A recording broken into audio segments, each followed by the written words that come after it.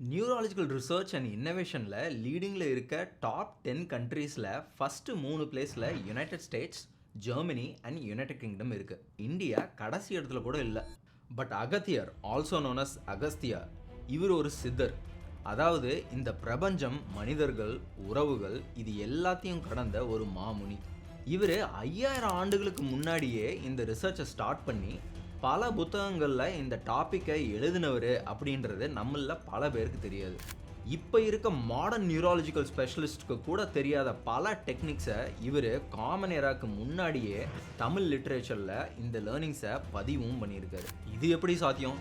X ray, scan இதெல்லாம் எதுவுமே இல்லாமல் இப்படி நியூரோ சயின்ஸ் ரிசர்ச் எல்லாம் அதுவும் 1000 வருஷத்துக்கு முன்னாடி அப்படின்னு நினைக்கிறீங்க. கரெக்டா? மருத்துவ கலையாயும் தற்காப்பு கலையாகவும் இருக்க நம்ம தமிழர்களோட பாரம்பரியமாகவும் அதே சமயத்தில் மர்மமாகவும் சேர சோழர் பாண்டிய காலத்திலேயே சொல்லி கொடுத்த ஒரு கலையை பற்றி தான் இன்னைக்கு நம்ம பார்க்க போகிறோம். வர்ம கலை.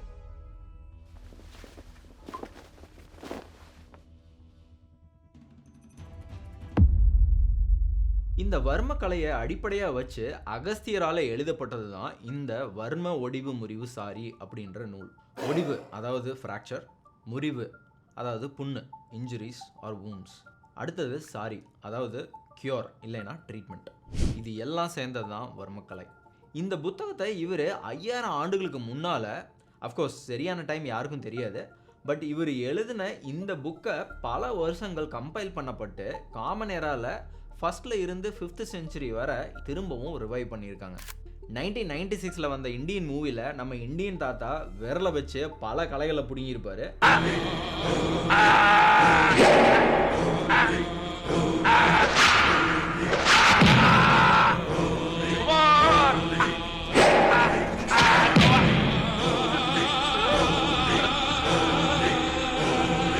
அதே மாதிரி இந்த வர்மக்கலை ஒன்று தான் 7ஆம் அறிவு திரைப்படம் மூலமாக நமக்கு தெரிய வந்த நோக்கு வர்மம்.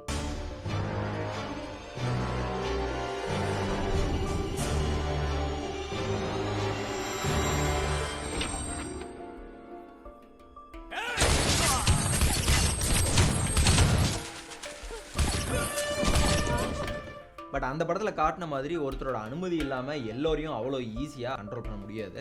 அது ஏன்னு நான் கொஞ்சம் நேரத்தில் சொல்கிறேன். அப்போ நோக்கு வர்மம் எப்படி செய்யப்படுது? நம்ம பண்டைய தமிழர்கள் இந்த வர்மக்கலையில் தலை சிறந்தவர்களாக இருந்திருக்காங்க. வர்மக்கலையை பயன்படுத்துறதுக்கு இந்த கலையை படிக்கிறதோட ஹியூமன் அனாட்டமி, ஃபிசியாலஜி, ஃபங்க்ஷன்ஸை பற்றியும் கரைச்சி பிடிச்சிருக்கணும். நம்ம பொன்னியின் செல்வன் அதாவது ராஜராஜ சோழன், இவரோட இன்னொரு பெயர் தான் அருள்மொழிவர்மன்.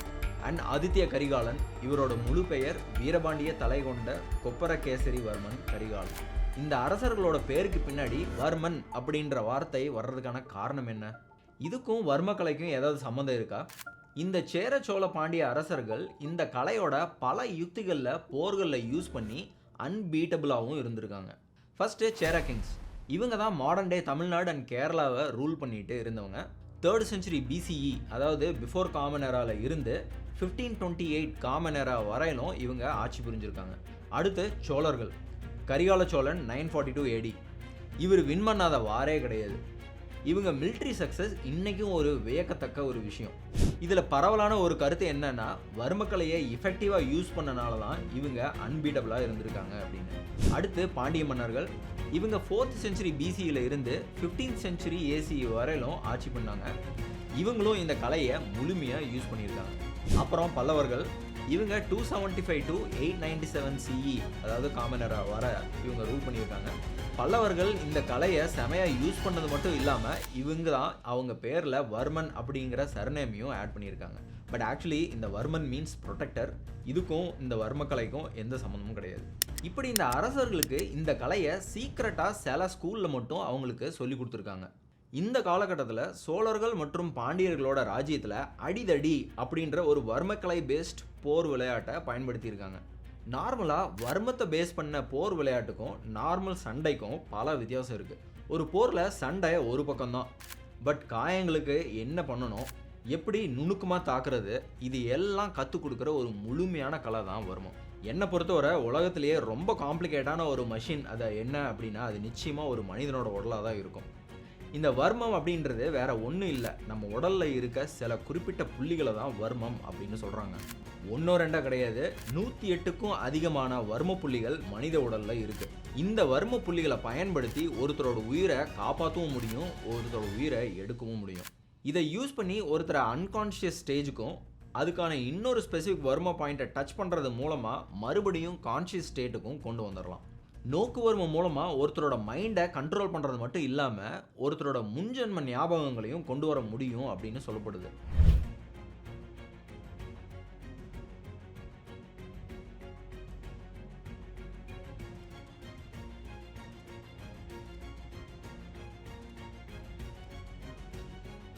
நோக்கு வர்மத்தை சைனாவில் இன்ட்ரடியூஸ் பண்ணது 5th செஞ்சுரியில் பல்லவ அரசராக இருந்த தி கிரேட் போதிதர்மர்.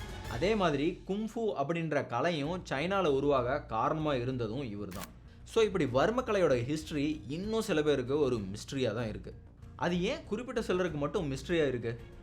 ஒரு கலையோட பெருமையே அதோட அழிவுக்கு காரணமாக இருக்குமா? இருக்குது.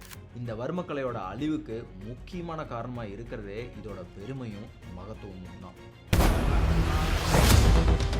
இப்படி பல புதிர்களும் கேள்விகளும் விடை தெரியாத வரலாறும் இருக்கிற சில வர்ம கலைகள் எப்படி பண்ணுறாங்க? இன்னைக்கும் இதை பற்றி கற்றுக்கணும்னா எங்கே கரெக்டாக சொல்லித்தர ஆசான்கள் இருக்காங்க? ஒரு கால வர்மம்னு கேள்விப்பட்டிருக்கியா? இல்லை.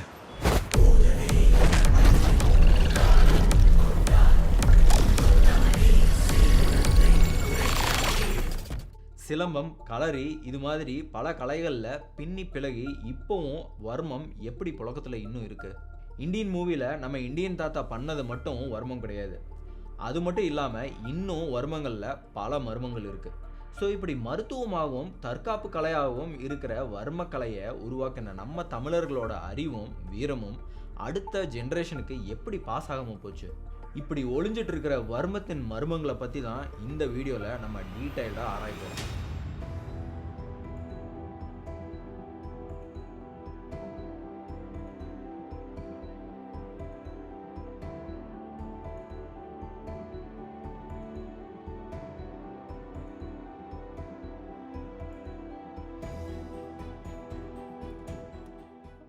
இந்த வர்மக்கலை குறி வைக்கிறது பாடியில் இருக்க நர்வ்ஸை தான்.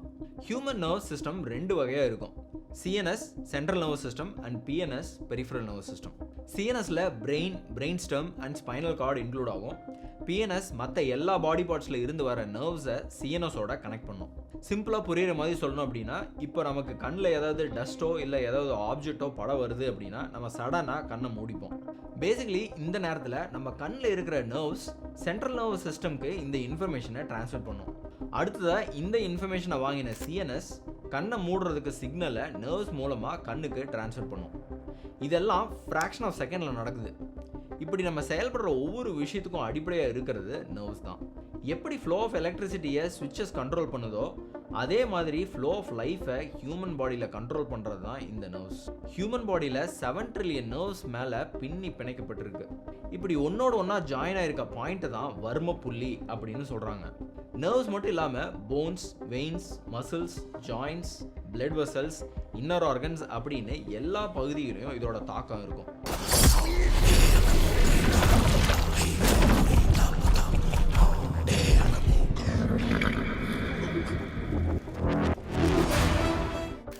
இந்த வர்ம புள்ளி மனித உடல்ல மொத்தம் 108 இடங்கள்ல இருக்கு. பட் சிலர் இது 170 அப்படின்னும் இன்னும் சிலர் 132 வர்ம புள்ளிகள் இருக்கு அப்படின்னும் சொல்றாங்க.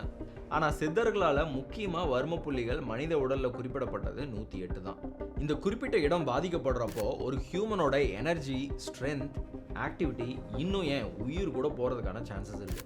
இப்படி இந்த வர்ம புள்ளிகளை குறி வச்சு தாக்குறதுனால தான் இந்த கலைக்கு வர்ம கலை அப்படின்னு பேர் வந்துச்சு. இப்படிப்பட்ட ஒரு நுணுக்கமான கலை எப்படி உருவாச்சு? இதை தெரிஞ்சுக்க நம்ம கிட்டத்தட்ட 5000 வருஷத்துக்கு பின்னாடி போவோம்.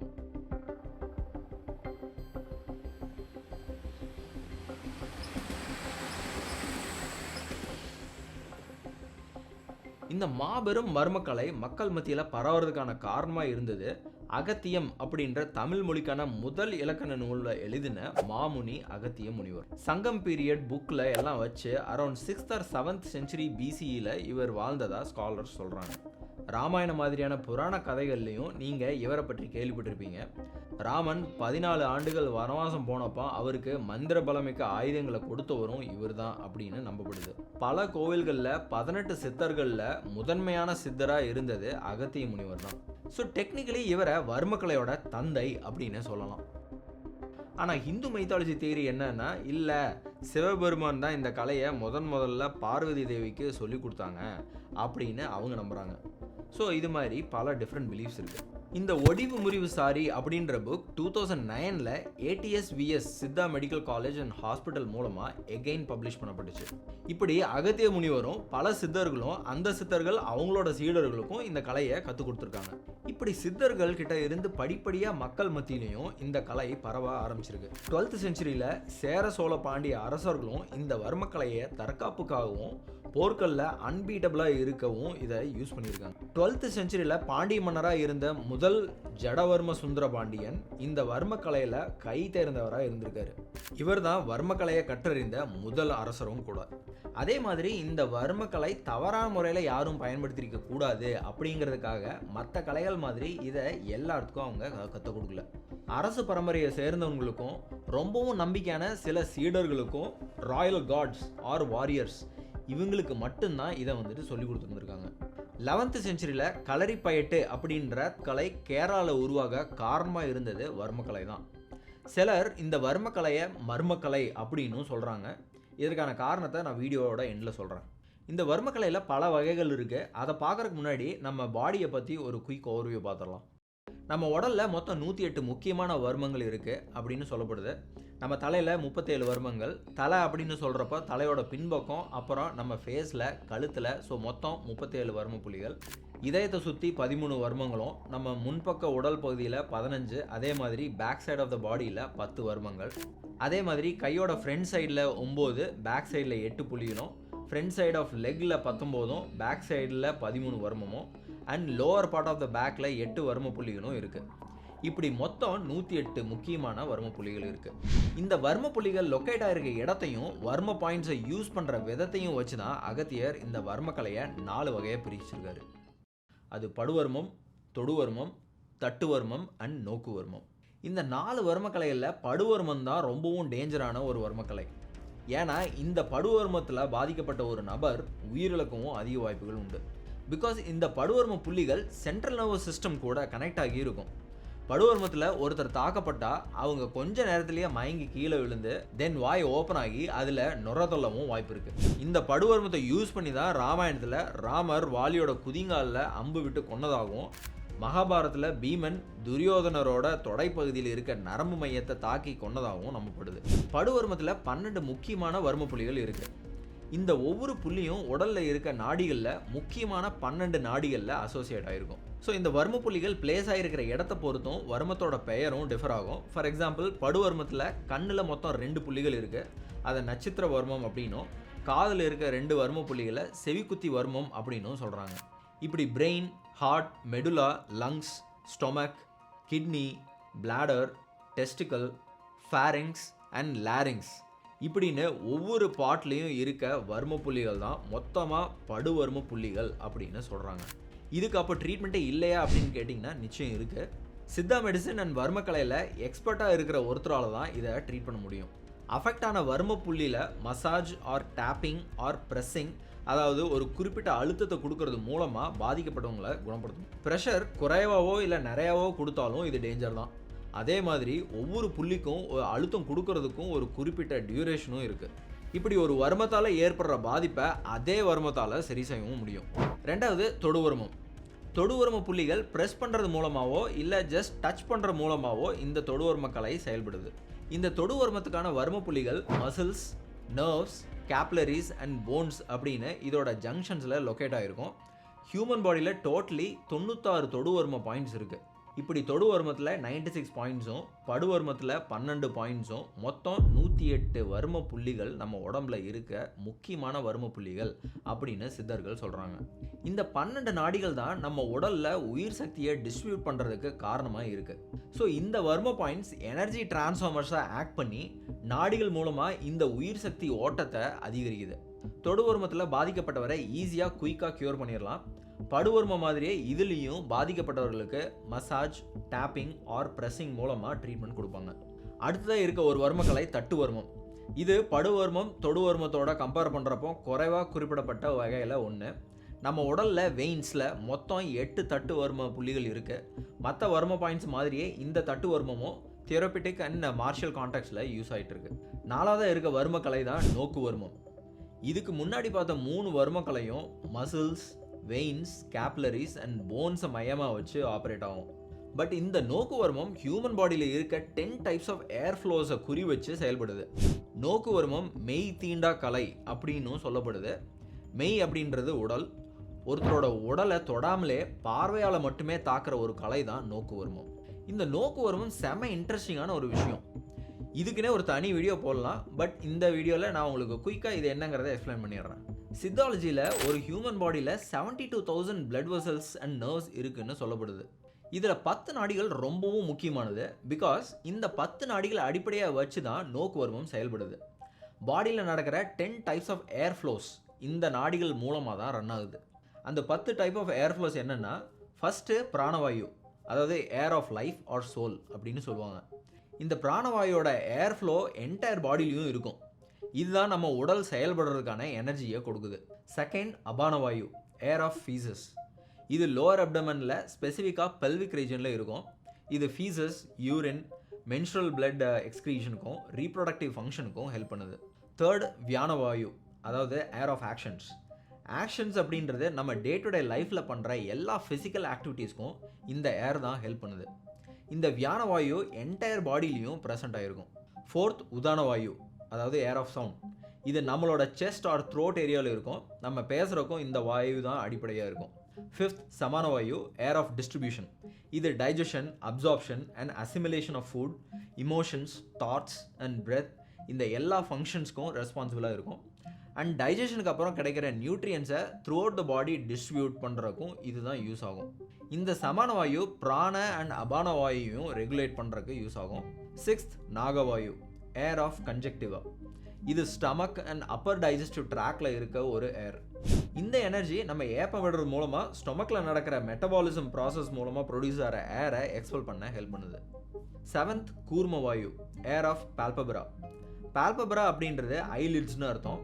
இந்த கூர்மவாயு ஐஸ் அண்ட் ஐலிட்ஸ் கூட அசோசியேட் ஆகிருக்கும். நம்மளோட கண்ணிமைகளில் இமைக்கிறத கட்டுப்படுத்துறது இந்த வாயு தான். எய்த்து கிரெகரவாயு, ஏர் ஆஃப் ஸ்னீசிங். இது த்ராட் ரீஜனில் லொக்கேட் ஆகிருக்கும். இந்த வாயு தான் நமக்கு தும்மல், பசி, தாகம் எடுக்கிறதுக்கு காரணமாக இருக்குது. Ninth Devatha Vayu, air of யானிங். இது நம்ம கொட்டாவி விடுறது மூலமாக ஆக்சிஜன் இன்டேக் பண்ணுறதை இன்க்ரீஸ் பண்ணுது. 10th தனஞ்சய வாயு, ஏர் ஆஃப் ஸ்வெல்லிங். இந்த ஏர் ஸ்கின் கூட அசோசியேட்டாக இருக்கனால த்ரூ அவுட் த பாடி இது ப்ரெசென்ட் ஆகிருக்கும். இவ்வளோ நேரம் நம்ம பார்த்த வாயுக்கள் எல்லாம் நம்ம உயிரோடு இருக்கிறப்போ நம்ம பாடியில் நடக்கிற பல ஃபங்க்ஷனுக்கு காரணமாக இருக்கும். பட் இந்த தனஞ்சய வாயு ஒரு மனிதன் இறந்ததுக்கு அப்புறமும் அந்த பாடியில் இருக்கும். இதுதான் இறந்ததுக்கு அப்புறம் நம்ம உடல் வீக் அடைகிறதுக்கான ரீசன். இப்போ நான் சொன்ன இந்த கான்செப்ட்ஸ் ஆஃப் வாயு traditional Indian medicines and yoga ஃபிலாசபிலிருந்து சொல்லப்பட்டது. இது பாடி ஃபங்க்ஷன்ஸோட மாடர்ன் மெடிக்கல் அண்டர்ஸ்டாண்டிங்கோட ஒத்து போகாமல் கூட இருக்கலாம். இந்த 10 வகையான வாயுகளும் தொடர்ந்து நாடிகள் வழியாக உடலில் பாஸ் ஆகிட்டே இருக்குது. ஒன்றுக்கும் மேற்பட்ட வாயுகள் மீட் பண்ணுற இடத்த தான் வர்ம புள்ளி அல்லது வர்ம இடம் அப்படின்னு சொல்கிறாங்க. இந்த இமேஜில் நீங்கள் பார்க்குற ரெட் டாட்ஸ் தான் அகத்தியரோட குறிப்புகள் படி முகத்தில் இருக்க முக்கியமான வர்ம புள்ளிகள். இந்த பாயிண்ட்ஸில் கான்சன்ட்ரேட்டட் அண்ட் ஃபோக்கஸ்டு விஷன் கொடுக்கறது மூலமாக ஒருத்தர் மேலே பல விதமான எஃபெக்ட்ஸால் உருவாக்க முடியும். பட் நோக்கு வர்மத்தை உபயோகிக்கிற பார்வையோட தீவிரத்தை பொறுத்து ஒருத்தரை அன்கான்ஷியஸ் ஆக்கவோ டிசேபிள் ஆக்கவோ ஏன் உயிரை எடுக்க கூட முடியும். புத்த துறவி போதிதர்மரால் சீனர்களுக்கு கற்பிக்கப்பட்ட கலை தான் இந்த நோக்கு வர்மம். 7ஆம் அறிவு படம் வந்ததுக்கு அப்புறம் தான் நம்ம எல்லாருக்கும் இப்படி ஒரு கலையை பற்றியும் போதிதர்மரை பற்றியும் தெரிய வந்துச்சு. தமிழ்நாட்டை சேர்ந்த புத்த துறவியான போதிதர்மரை பற்றி நமக்கே தெரியாதப்போ சைனாவில் இவரை கடவுளாக வழிபட்டு வராங்க. நீங்களே பாருங்க. இன்றும் இவர்கள் கடவுளாக வணங்கும் குரு பல்லவ மன்னனின் 3ஆம் இளவரசன் போதிதர்மன், ஒரு தமிழர். அதே மாதிரி நோக்கு வர்மத்தை நல்லா தெரிஞ்சுக்கிட்ட ஒருத்தரை இந்த கலையை பயன்படுத்தி அவரை தாக்க முடியாது. ஆனால் இதில் நம்ம தெரிஞ்சுக்க வேண்டிய ஒரு யதார்த்தமான ஒரு விஷயம் என்னென்னா, இந்த படத்தில் காட்டுற மாதிரி நோக்கு வர்மத்தை பயன்படுத்தி கொஞ்ச நேரத்திலேயே ஒருத்தரை கட்டுப்பாட்டுக்குள்ளே கொண்டு வர முடியாது. ஹலோ, நான் டாங்லி பேசுகிறேன். டாங்லி எப்படி இருக்க? அது இருக்கட்டும், ஒருத்த மைண்டை கண்ட்ரோல் பண்ண நான் இப்போ ட்ரை பண்ணேன். ஆனால் எப்படின்னு தெரியல, என்னால் அது முடியல. அது ஏன்னு தெரிஞ்சாகணும். குருக்கிட்ட நான் இப்போ பேசணும். பிகாஸ் சம்மந்தப்பட்ட அந்த நபரோட அனுமதி இல்லாமல் இந்த கலையை பயன்படுத்த முடியாது. நோக்கு வர்மத்தை ஒருத்தர் மேலே பயன்படுத்துறதுக்கு ஃபஸ்ட்டு அவங்கள ஆல்ஃபா ஸ்டேட்டுக்கு கொண்டு வரணும். ஆல்ஃபா ஸ்டேட் அப்படின்றது மூளையோட brain wave frequency 8 to 12 hertz ரேஞ்சில் இருக்கிறத குறிக்குது. இந்த ஸ்டேட்டில் பிரெயின் ரிலாக்ஸ் அண்ட் காமாக இருக்கும். Meditation, breathing, exercise, visualisation and relaxation techniques மூலமாக இந்த ஆல்ஃபா ஸ்டேட்டுக்கு போக முடியும். இந்த ஸ்டேட்டுக்கு போகிறது மூலமாக நம்மளோட ஸ்ட்ரெஸ் ரெடியூஸ் ஆகிறது மட்டும் இல்லாமல் நம்மளோட க்ரியேட்டிவிட்டி அண்ட் லேர்னிங் கெப்பாசிட்டியும் இம்ப்ரூவ் ஆகும். இப்படி இந்த ஸ்டேட்டுக்கு வந்ததுக்கு அப்புறம் தான் இந்த கலையை உபயோகிக்க முடியும். பட் அகத்தியர் அவர் எழுதின ஒரு புத்தகத்தில் பீட்டா ஸ்டேட்லேயே, அதாவது நம்ம எப்பவும் இருக்கிற ஒரு மென்டல் ஸ்டேட்லேயே இந்த கலையை உபயோகிக்க முடியும் அப்படின்னு எழுதியிருக்காரு. பீட்டா ஸ்டேட்டில் பிரெயின் வேவ் ஃப்ரீக்வன்சி 12 to 35 ஹெர்ட்ஸில் இருக்கும். ஆனால் இது இந்த கலையில் வித்வானாக இருக்கிறவங்களால மட்டும்தான் சாத்தியமாகும். ஃபார் எக்ஸாம்பிள் ஹிப்னாட்டிசம், மெஸ்மரிசம், இந்த 2 கலையும் மூலமாகவும் ஒருத்தர்கிட்ட இருக்க கெட்ட பழக்கங்களையும் பெயின், டிப்ரெஷனையும் எராடிகேட் பண்ணலாம். அது மட்டும் இல்லாமல் முந்தைய பிறவியோட நினைவுகளை கூட ரீகலெக்ட் பண்ண முடியும் அப்படின்னு ரிசர்ச்சர்ஸ் சொல்கிறாங்க. நோக்குவர்ம மாதிரியே சைனாவில் கும்ஃபு கலை உருவாக அடிப்படை காரணமாக இருந்தது நம்ம போதிதர்மர் தான். சைனாவில் இருக்க ஷாவ்லின் அப்படின்ற கோயிலுக்கு பக்கத்தில் இருக்க ஒரு குகையில தான் போதிதர்மர் அவரோட 9 வருட தவ வாழ்க்கையை முடிச்சிருக்காரு. இந்த குகை இப்போவும் தர்மா கேவ் அப்படின்னு சொல்லப்படுது. இதுக்கு அப்புறமா அவர் முதல் போன கோயில் தான் இந்த ஷாவ்லின். அங்கே புவர் ஃபிசிக்கல் கண்டிஷனில் இருந்த துறவிகளை கவனித்த போதிதர்மர் அவங்களுக்கு இந்திய யோகா முறையில் இருந்த சில எக்ஸசைஸை டீச் பண்ணியிருக்காரு. இந்த எக்ஸசைஸ் எல்லாமே புலி, மான், பாம்பு, சிறுத்தை அப்படின்ற இந்த மாதிரி விலங்குகளோட மூமெண்ட்ஸை பேஸ் பண்ணி இருந்திருக்கு. இந்த எக்ஸசைஸோட நேம் 18 ஆர்ஹட் ஹேண்ட்ஸ். இது மூலமாக அந்த துறவிகளோட உடல்நிலை சீக்கிரமாகவே சரியாயிருக்கு.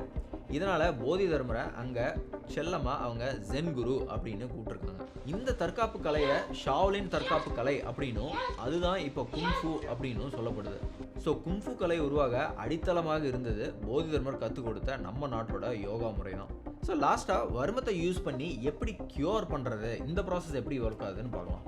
இப்போ வர்மக்கலை மருத்துவத்தில் எப்படி பயன்படுது அப்படிங்கிறத தெரிஞ்சுக்கிறதுக்கு முன்னாடி சித்த மருத்துவத்தை பற்றியும் நம்ம கொஞ்சம் தெரிஞ்சுக்கணும்.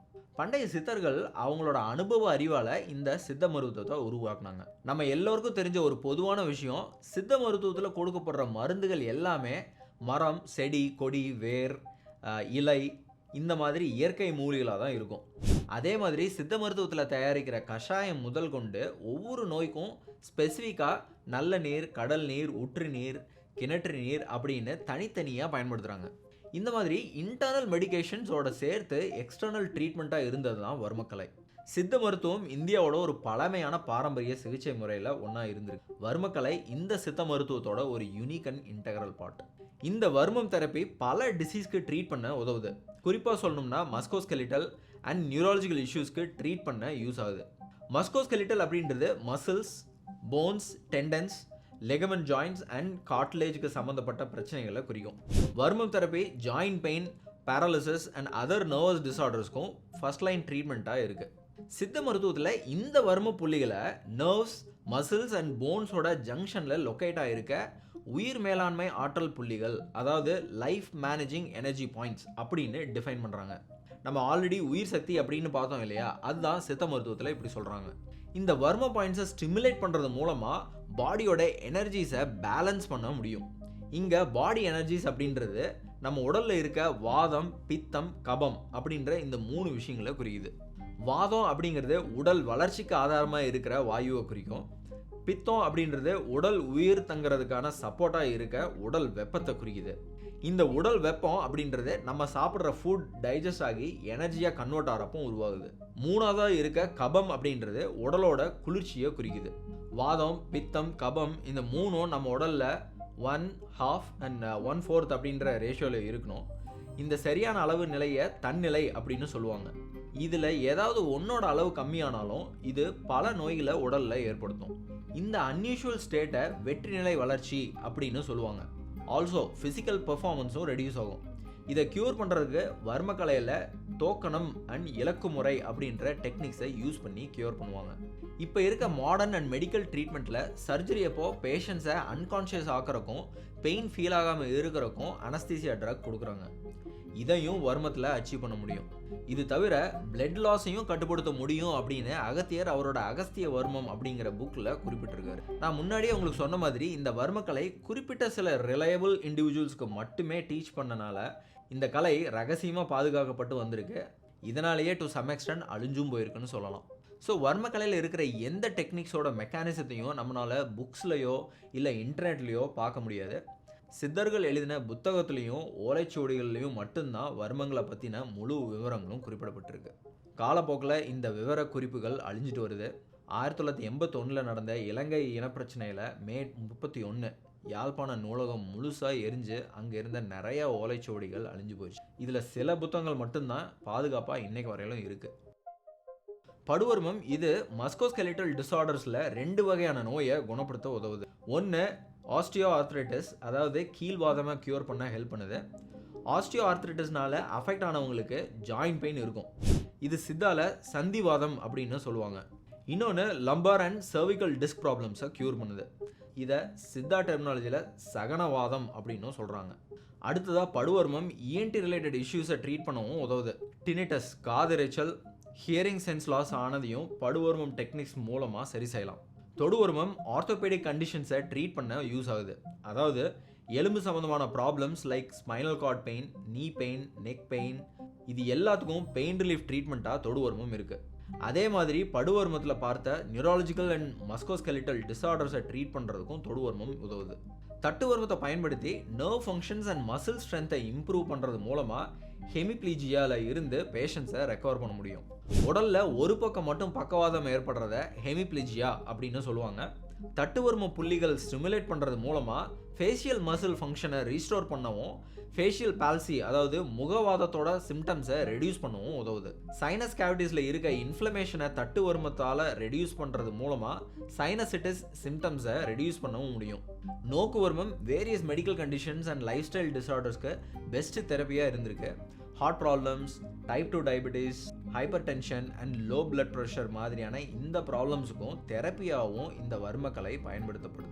ஆல்மோஸ்ட் 16 ப்ராப்ளம்ஸ் அண்ட் டிசீஸ்க்கு வந்துட்டு இது ட்ரீட் பண்ண ஹெல்ப் பண்ணியிருக்கு. இப்போ அகத்தியரால் ரொம்பவும் அபாயகரமான வர்மக்கலை அப்படின்னு சொல்லப்பட்ட சில டெக்னிக்ஸை பார்க்கலாம்.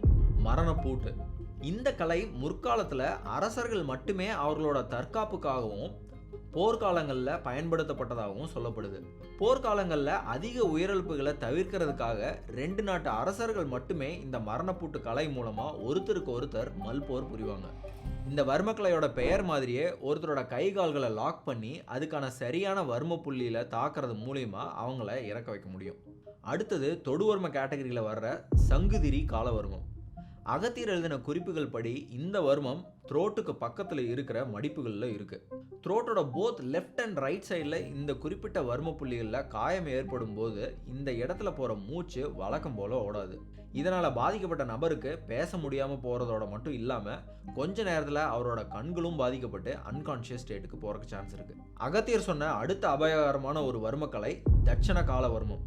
இதை பெஸ்ட்டாக எக்ஸ்பிளைன் பண்ணோம்னா ஈக்குவலைசர் 3 அப்படின்ற ஒரு ஹாலிவுட் மூவியில் டென்சல் வாஷிங்டன் அவரோட கட்டை விரலை யூஸ் பண்ணி வில்லனோட கையில் இருக்கிற மீடியன் நர்வில் ப்ரெஷர் கொடுப்பாரு.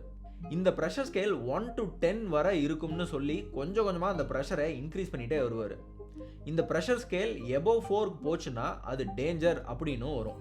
இது டெக்னிக்கலி வர்மக்கலை தான். அடுத்தது தடா வர்ம புள்ளி. காலோட கட்டை விரலுக்கும் அதுக்கு பக்கத்தில் இருக்கிற விரலுக்கும் நடுவில் இருக்கும். இந்த இடத்துல அடிபட்டுச்சுன்னா அந்த இடம் வீங்கி பிளட் கிளாட் ஆகி பாடி ஃபுல்லாக பெயினாக வாய்ப்பு இருக்குது. இது ஒரு டிஸ்க்ளைமர். நான் இப்போ சொன்ன எந்த வர்ம டெக்னிக்கும் யாரும் ட்ரை பண்ணி பார்க்க வேணாம். இதை பற்றி நல்லா தெரிஞ்சுக்கிட்டவங்களால மட்டும்தான் இந்த கலையை சரியாக உபயோகிக்க முடியும். தயவுசெய்து இந்த டீட்டெயில்ஸை இன்ஃபர்மேஷனாக மட்டும் எடுத்துக்குங்க. ஸோ வர்மக்கலை அடிப்படையில் ஒரு மருத்துவ கலை. அதுக்கப்புறம் காலப்போக்கில் இதை ஒரு தற்காப்பு கலையாகவும் பயன்படுத்தினாங்க. சைனாவில் இந்த வர்மக்கலையை பேஸ் பண்ண மார்ஷியல் ஆர்ட்ஸ் டிம் மேக், ஜப்பானில் அக்கிடோ அப்படின்னு பல ஆர்ட் ஃபார்ம்ஸில் இது புழக்கத்தில் இருக்குது. இந்த பறந்து விரிந்த இந்த வர்மக்கலையோட பிறப்பிடமே நம்ம தமிழ்நாடு அப்படிங்கிறது ஒரு பெருமைப்படக்கூடிய விஷயம்தான். இப்போ பாதுகாப்பாக இருக்க சில புத்தகங்கள் ஒடிவு முறிவு சாரி, வர்ம சூத்திரம் அண்ட் வர்ம கண்ணாடி. இந்த புத்தகங்களை இன்னும் உங்களுக்கு டீட்டெயில் வேணும்னா டெஃபினட்டாக ரெஃபர் பண்ணி படிச்சுக்கோங்க. அதே மாதிரி இந்த வர்மக்கலையை லேர்ன் பண்ணுறது அவ்வளோ ஈஸி கிடையாது. இதுக்குன்னு பல எலிஜிபிள் க்ரைட்டீரியாஸ் சித்தர்களால் உருவாக்கப்பட்டிருக்கு. போகர் அப்படின்ற சித்தர் அவரோட ஒரு பாடலில் சரியான மாணவனை தேர்ந்தெடுக்கிற முறையை சொல்லியிருக்காரு. இந்த கலையை டீச் பண்ணுற ஒரு ஆசான் 12 வருஷம் அந்த ஸ்டூடெண்ட்டோட பிஹேவியரல் கேரக்டரிஸ்டிக்ஸை டெஸ்ட் பண்ணி அவங்களோட suitability and mental and physical எபிலிட்டியை தெரிஞ்சதுக்கு அப்புறம் தான் இதை கற்றுக் கொடுக்கறதுக்கு போவாங்க. இந்த எல்லா ஸ்டேஜஸையும் பாஸ் ஆகிற ஒருத்தருக்கு மட்டும்தான் இந்த கலையை கற்பிக்கப்படணும் அப்படின்னு ரூல் வச்சுருக்காங்க. இதுவும் இந்த கலை அழியறதுக்கு ஒரு காரணமாக இருந்திருக்கு. அதே மாதிரி இன்பிட்வீன் கற்றுக்கிற அந்த நபரோட ஆக்டிவிட்டீஸ் சேஞ்ச் ஆனாலும் டீச் பண்ணுறதை பாதியிலேயே நிறுத்திடுவாங்க. இப்படி ஒரு ஹார்ட் ரெக்குவயர்மெண்ட்ஸ் இருக்கிற ஒரு கலையை இன்றைக்கி இந்த மெக்கானிக்கல் வேர்ல்டில் கற்றுக்கிறது பாசிபிளா? உங்களால் இது பாசிபிள் அப்படின்னு தோணுச்சுன்னா நீங்களும் இந்த கலையை இப்போவும் கற்றுக்கலாம். இந்த வர்மக்கலை ஆசான்கள் இப்போவும் தமிழ்நாட்டில் கன்னியாகுமரி, கேரளா பக்கம் வாழ்ந்துட்டு வர்றதா சொல்லப்படுது. வர்மக்கலை பற்றின புக்ஸ் ஆன்லைன்லேயும் இருக்குது. நூல் உலகம் அப்படின்ற வெப்சைட்டில் த சட்டில் சீக்ரெட்ஸ் ஆஃப் வர்மக்கலை அப்படிங்கிற புக்கும், வர்மக்கலை ஆஸ் அ மெடிக்கல் ஆர்ட், வர்மக்கலை எனும் மருத்துவ கலை அப்படின்ற புக்கும் அவைலபிளாக இருக்குது. ஐ சஜஸ்ட் இதெல்லாம் வாங்கி படிங்க. நம்மளோட ஹிஸ்ட்ரியோட பெருமையை இன்னும் வந்துட்டு ஷேர் பண்ணுங்கள். உங்களுக்கு தெரிஞ்ச இந்த கலையோட பெருமையை டெஃபினட்டாக கமெண்ட்டில் ஷேர் பண்ணுங்கள். கட்டுறது கையளவு, கல்லாதது உலகளவு. இந்த மிஸ்ட்ரி வீடியோ உங்களுக்கு பிடிச்சிருந்தது அப்படின்னா இங்கே கொகினூர் பற்றின மிஸ்ட்ரி அண்ட் மற்ற ஹிஸ்டாரிக் மிஸ்ட்ரிஸோட பிளேலிஸ்ட்டை போட்டிருக்கேன். பார்த்து என்ஜாய் பண்ணுங்கள். This is Jayasam signing of.